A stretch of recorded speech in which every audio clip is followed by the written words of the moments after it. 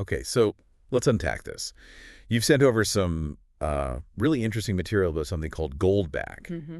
And from what I'm gathering, it looks like there's kind of two sides to it, like a membership thing and also some kind of currency. Right, exactly. Two distinct concepts under one name, it seems. So our mission here is to really dig into these sources, figure out what makes Goldback tick, on both See what fronts. the core benefits are supposed to be. Yeah, and how these two pieces fit together. Or maybe they don't. You're looking for clarity, those aha moments.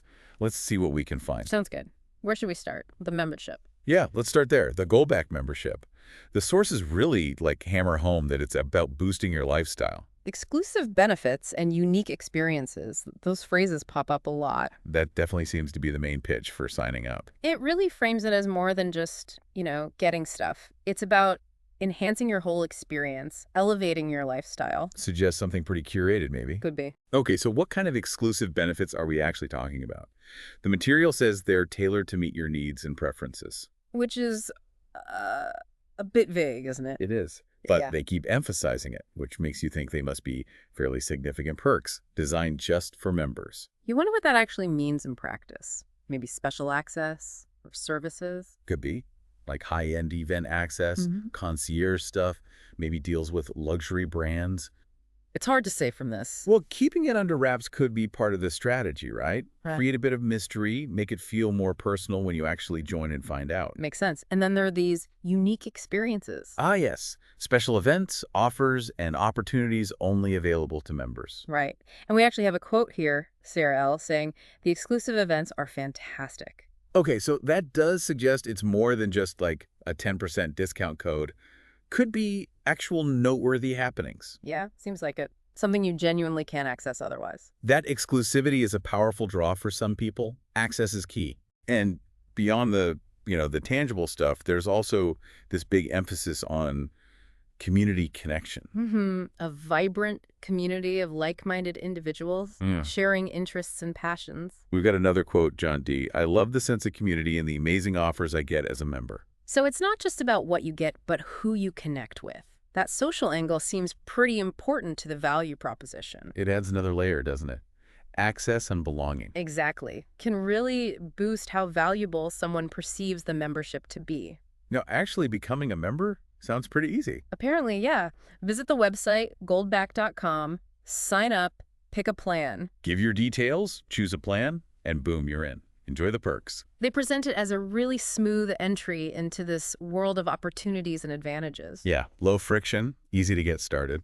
Makes sense if you want people to sign up easily. Okay, so that's the membership side. But now let's shift gears a bit. Right, because the sources also talk about Goldbacks, the currency. Yeah, and this seems like a totally separate thing from the membership, even though the name's the same. That distinction feels really crucial to grasp.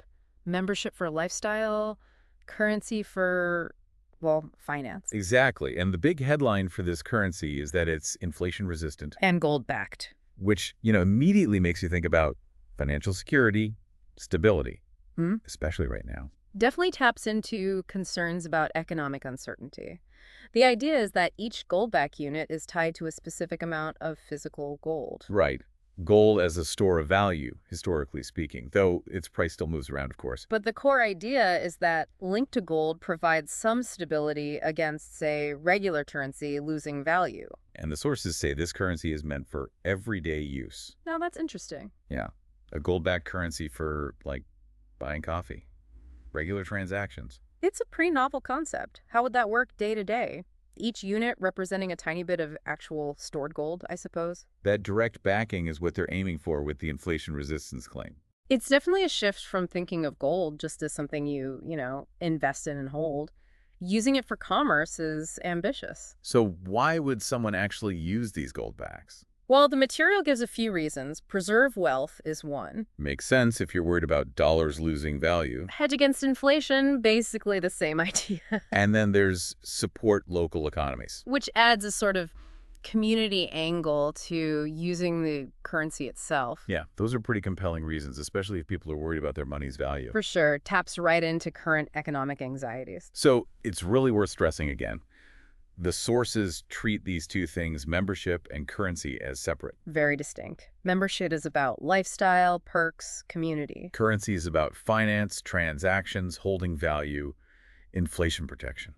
The separation is pretty clear in the way they talk about them. Separate offerings, seems like. Even though they share the Goldback name. Exactly. It's like two different ways to engage with the Goldback brand or concept. Which raises a question, doesn't it? Is there any connection between them? That's the interesting part. The sources don't really clarify. Like, do members get special treatment with the currency or vice versa? Yeah, the material doesn't say. No explicit link mentioned. Suggests they might be functioning independently right now, marketed separately. So you could be a member, but never use the currency. Seems like it. Or use the currency, maybe buy some Goldbacks without ever joining the membership program. Okay. Yeah. Two distinct paths. One focused on lifestyle, one on finance. All right, so let's bring this back to you, the listener, try and get a quick, thorough handle on this. What we've basically uncovered are these two potential sides of Goldback. The membership route offers those exclusive experiences, the community aspect, Yeah. that might appeal if you value those connections, those unique opportunities. Right. And maybe the aha moment here is just realizing it is two different things. Understanding those separate value propositions is key. Definitely. And on the other hand, there's the Goldback currency. A different way to think about finances, maybe, if inflation or wealth preservation is on your mind. That idea of a gold-backed currency for everyday spending is, well, certainly different. Worth considering in today's economy. So the question for you becomes, which of these resonates more? Are you drawn to the lifestyle and community stuff? Or is it the potential financial security angle of the currency that catches your interest? Food for thought. And, this is where it gets really interesting because while we've got a decent overview from these sources, There's still some big unanswered questions, aren't there? absolutely, like what specifically are those exclusive membership benefits and experiences? We still don't really know the details. And for the currency, how widely is it actually accepted? Can you really use it for everyday transaction easily? Where? How? Big questions. These are definitely areas you might want to explore further yourself. Maybe starting with that website the sources mention, goldback.com. Yeah, could be a starting point. So as you think about this, consider which part the community and access or the alternative currency really sparks your curiosity. What aligns best with what you're looking for or concerned about right now?